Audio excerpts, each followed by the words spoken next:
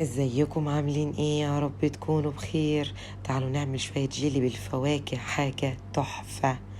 مية على النار، اول ما تغلي معاكي ننزل باكياس الجيلي. انا جبت جيلي بالفراولة تحفة.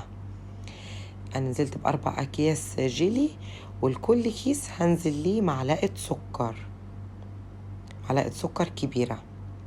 هدوب كل ده على النار، مش هيغلي كتير على النار، يا غلوة واحدة بس لغاية ما الجيلي يدوب وكمان السكر يدوب معايا. دلوقتي بنزل بالسكر، لكل كيس معلقة سكر كبيرة، ودوب كل ده واطفي النار.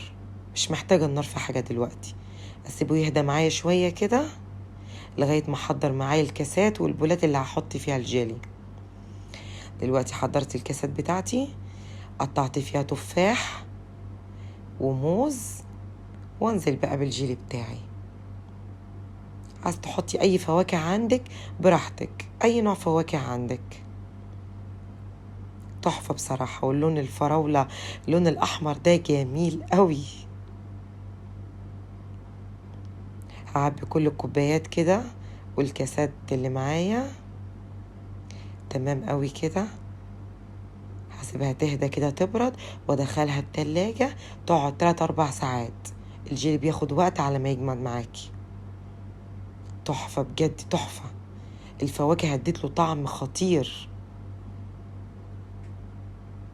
مفيش اجمل من كده بجد. حاجة ساقعة كده ترطب علينا في الحر ده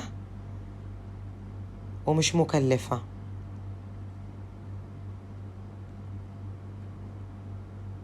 تحفة. دلوقتي بعد ما جمدت معايا قلت لازم اوريها لكم بقى. شايفين الجمال؟ شايفين والنبي الحلاوة؟ الجيلي مسك نفسه قوي وكان طعمه خطير. الفواكه ادت نكهة حلوة قوي للجيلي.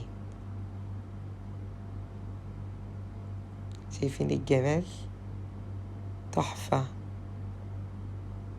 حاجة ساقعة باردة كده في الحر ده، لا جميلة بجد، وفي نفس الوقت ما تكلفكيش كتير. يلا مستنية ايه؟ اعملي بقى حاجة حلوة كده لولادك ولجوزك وفرحيهم.